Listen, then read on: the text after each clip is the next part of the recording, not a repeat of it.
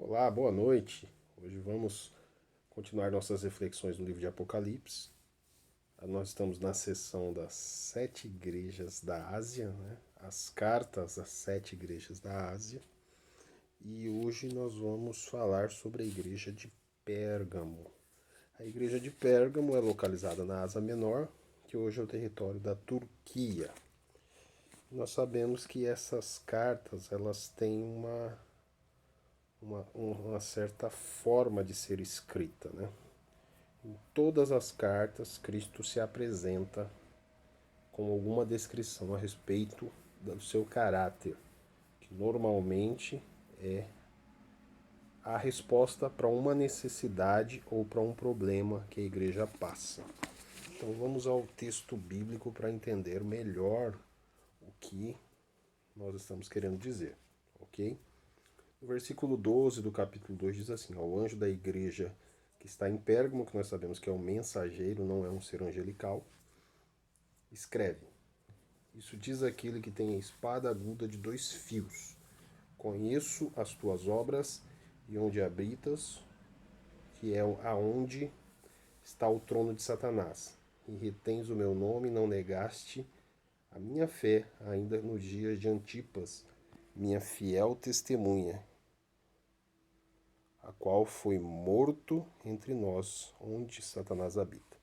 Vamos parar aqui para fazer uma reflexão nesses três versículos. Na verdade, dois, 12 e 13. Veja bem. Aqui Cristo se apresenta numa figura que já é apresentada na Bíblia. Ele diz que ele é aquele que tem a espada de dois fios, ou a espada de dois gumes. Essa descrição a gente encontra em Hebreus, capítulo 4, versículo 12, que fala: mas a minha palavra é como uma espada afiada, mais afiada que uma espada de dois gumes, que penetra a dimensão da alma e do espírito, separando juntas e medulas, e é apta para discernir os pensamentos e intenções do coração humano. Aqui, na verdade, Jesus está dizendo: olha, eu estou chegando aqui para fazer uma separação entre o certo e o errado. Eu vou mostrar para vocês o que vocês estão fazendo de certo e o que está sendo feito de errado. Eu vou separar o santo do profano. Então, essa característica de Jesus já mostra o que ele quer tratar com a igreja. Logo de cara, no versículo inicial, Jesus já dá uma geral mesmo, como diz aí, bate uma real com a igreja, já fala exatamente o que ele quer dizer. Eu estou chegando aqui para fazer separação entre o santo e o profano, entre o certo e o errado. E Jesus diz: olha, eu sei que vocês estão numa região muito difícil, onde habita o trono de Satanás. Aqui, muito provavelmente, é uma referência a César. César era o imperador romano que queria adoração. Naquela região tinha um dos Césares que habitava e ele exigia a adoração das pessoas, das comunidades, tanto dos romanos quanto dos escravos, dos livres. Ele exigia adoração, ele se intitulava uma espécie de Deus. Então todos que tentam usurpar a glória do trono do único Deus, ele é um adversário, ele é um Satanás. Que a expressão Satanás é exatamente isso, um adversário. Então, o César não é que ele era um Satanás no sentido de um ser angelical, aquele que foi expulso do céu.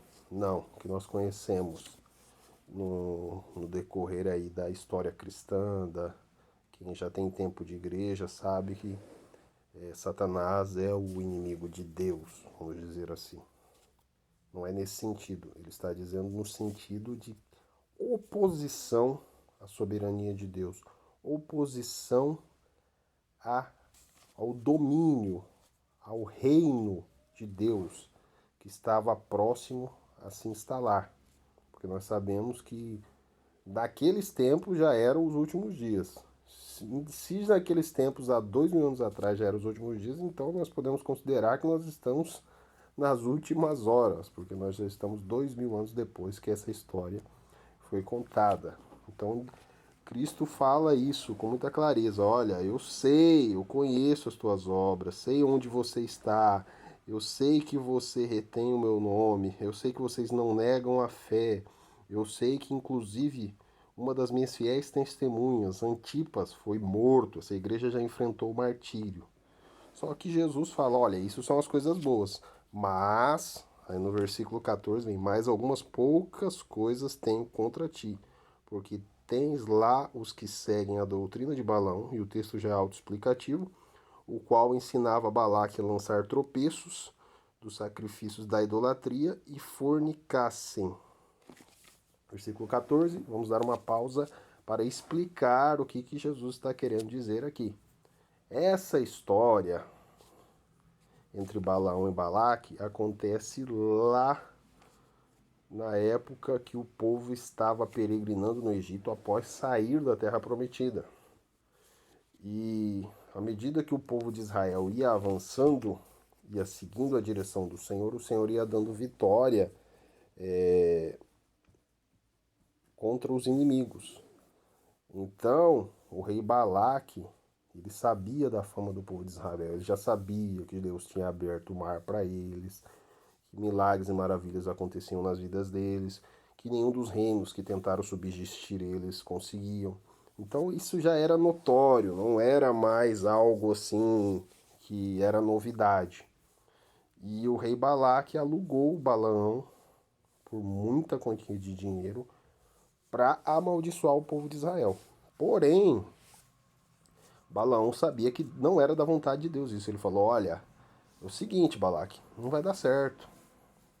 Deus abençoou o povo de Israel, então não vai dar certo. Tanto que, às vezes que Balaão se colocou diante do povo de Israel para amaldiçoar, Deus colocou palavras de bênção na sua boca. Tanto que Balaque ficou revoltado com isso. Olha, eu te comprei com ouro, com bens preciosos para você amaldiçoar o povo de Israel e você não amaldiçoou. Você não cumpriu o acordo. Só que aí Balaque pegou e mudou a estratégia. Balaão, na verdade, né? Balaão mudou a estratégia. Olha, dessa forma que você está falando, não adianta. Você pedir para eu amaldiçoar o povo de Israel não dá certo. Só que tem uma forma diferente que você pode fazer, que às vezes você pode conseguir vantagem.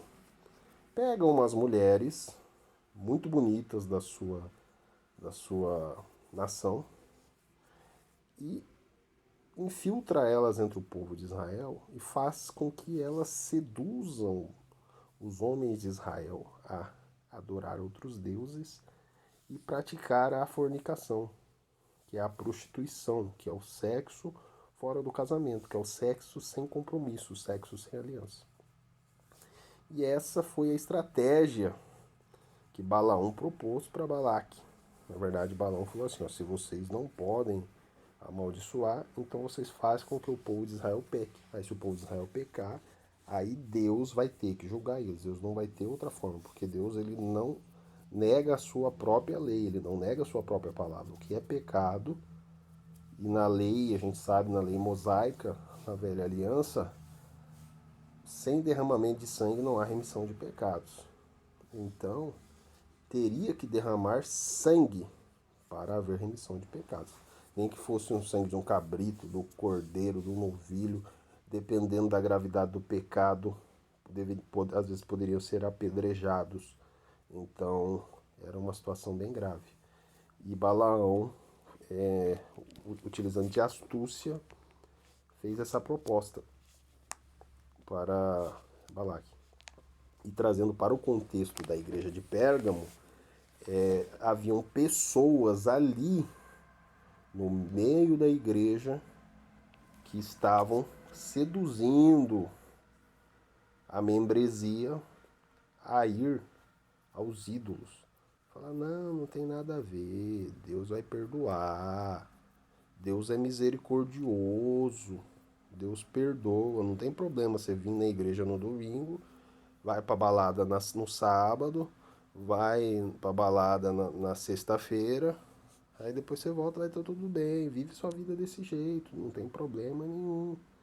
Então aqui Jesus está trazendo à luz isso, olha, isso eu não aceito na minha igreja, porque Porque Cristo é aquele que tem as 7 estrelas nas suas mãos, que são os 7 mensageiros das 7 igrejas da Ásia, e anda entre as 7 igrejas, que é o candelabro. Então Cristo está no meio delas para santificá-la, para corrigir os seus erros, para purificá-la, apresentá-la santa para Deus. Então isso Cristo não aceita. Por isso ele está falando, olha, vocês têm que corrigir isso. Parem de dar ouvido à doutrina de Balaão. Tem alguns aí no meio de vocês que seguem a doutrina de Balaão. Eles estão querendo enganar o meu povo, achando que se comer comida sacrificada a ídolos, voltar à idolatria que vocês saíram de lá, prostituir não tem problema nenhum, não. Deus quer separação. Então, nesse sentido também a espada serve para separar, santificar o povo. Então, por isso a palavra está sendo anunciada. E no versículo 15 diz também, olha lá, assim tens também o que retém a doutrina dos Nicolaitas, o que eu odeio. A doutrina dos Nicolaitas não tem a ver com São Nicolau e também não tem a ver com o diácono Nicolau, que foi separado na igreja primitiva, que para alguns ele introduziu uma heresia entre a igreja primitiva. Não tem a ver com isso. Quando você estuda a palavra Nicolaita, é aquele que quer dominar sobre o povo, quer exercer domínio sobre o povo. Então tinham pessoas ali que queriam ter um domínio hierárquico sobre a igreja. E Deus não estabeleceu os ministérios da igreja para exercer domínio hierárquico sobre o povo. Os ministérios da igreja simplesmente são para servir o povo. Porque aqueles que são líderes na igreja irão prestar contas a Deus da sua administração. Somos mordomos, aqueles que são líderes na igreja são mordomos do Senhor. Vai chegar um momento que ele vai prestar conta da sua administração. Então, esses aí que estavam querendo exercer domínio sobre a igreja, seja por condição social, seja por poder econômico, seja por conhecimento, eu tenho mais conhecimento do que todo mundo, então eu mereço estar à frente. Esses aí, Deus também não aprova, porque o próprio Cristo disse que nenhum de vós sejam chamados mestres, que existe só um mestre, que é Cristo, que vocês não terão muitos pais, o único pai que vocês têm é Deus. Então, já está estabelecida a hierarquia. Nós seguimos a Cristo. O único que está acima de nós é Cristo. Entre nós temos que nos amar e servir uns aos outros em amor. Porque no reino de Deus, as coisas são de ponta cabeça. Aquele que mais serve é o que é mais honrado. Aquele que está na posição de liderança é o que mais serve à comunidade. Então não é relação de poder, é relação de responsabilidade. Temos responsabilidades para com o Senhor. Nós não temos domínio sobre os nossos irmãos. O único que tem domínio sobre nós é Deus e Cristo. Esses dominam sobre nós. Os demais somos iguais e temos que amar uns aos outros e fazer a vontade do nosso Pai. Continuando, irmãos. E no versículo 16, aí vem uma correção. Arrepende-te, pois quando não em breve virei a ti, contra eles batalharei com a espada da minha boca. Tipo, se vocês não tirar do meio de vocês a doutrina de Balaão, se vocês não tirar do meio de vocês a doutrina dos Nicolaitas, eu vou vir com a minha espada. Aí é juízo, aí é Deus exercendo juízo, aí é castigo do Deus eterno através de Cristo. Cristo exercendo juízo sobre aqueles que teimam, que insistem em serem desobedientes à palavra de Deus, que insistem em dominar a igreja do Deus vivo, o que Deus não deixou para ninguém. Somos todos mordomos. Se Deus nos dá um ministério, se Deus nos dá um encargo na sua igreja, nós temos que servir e amar. Ok. Quem tem ouvidos para ouvir, ouça o que o Espírito diz às igrejas. Quem ouve o Espírito Santo, quem tem ouvidos espirituais, quem tem olhos também para ver, discernir aquilo que Deus fala, porque para você entender, você precisa olhar para a palavra, ler, pensar, meditar e ter o entendimento, a revelação de Deus que aquela palavra é para você. Tem ouvidos, ouça o que o Espírito diz às igrejas. Ao que vencer darei comer o maná escondido, e dar-lhe uma pedra branca, e na pedra um novo nome escrito, o qual ninguém conhece senão aquele que recebe. Vamos lá a essa promessa. É interessante explicar essa promessa. Vamos à primeira parte. Versículo 17. Ao que vencer darei comer maná escondido. Isso aqui, irmãos, é uma contraposição ao que o mundo estava oferecendo para a igreja. O mundo estava oferecendo os manjares da prostituição, os manjares da idolatria, os manjares do príncipe deste século. E aqui Jesus está falando, olha, se vocês rejeitarem a doutrina dos nicolaítas, se vocês rejeitarem a doutrina de Balaão, eu darei o maná escondido. Eu serei a provisão de vocês, como sempre fui. Mas eu serei a provisão de vocês eternamente. Eu sou o provedor de vocês. E essa questão de dar uma pedrinha branca com um nome que ninguém conhece, isso aqui tem a ver com a cultura da época. Nessa época, no Império Romano, quando você era convidado para participar de um evento, num teatro, ir a um coliseu, eles te davam uma pedrinha branca com um nome escrito. E essa pedrinha branca te dava acesso a este lugar. E se você tivesse a pedrinha, você podia participar daquela peça de teatro, daquele evento no Coliseu. Aqui que Deus está dizendo para nós? Eu darei acesso a vocês, a minha intimidade. E na minha intimidade você vai entender a sua identidade eterna. Porque aqui na Terra nós temos uma missão. E essa missão tem a ver com a nossa identidade aqui nessa era, aqui nesse tempo. Quando nós chegarmos na eternidade, Deus nos vai dar acesso, Cristo vai nos dar acesso à intimidade com Ele. A pedrinha branca com o nome é isso. Nós temos acesso a Cristo. E esse nome é a nossa identidade eterna. Que promessa maravilhosa, irmãos. O Pai já nos deu o livre acesso à sua intimidade através do sacrifício de Cristo.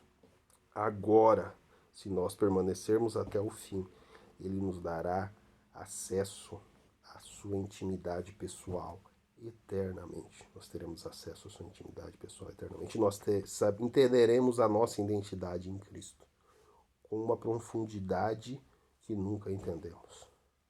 Que maravilhosa promessa. Espero que essa palavra tenha tocado no seu coração. Resista às tentações.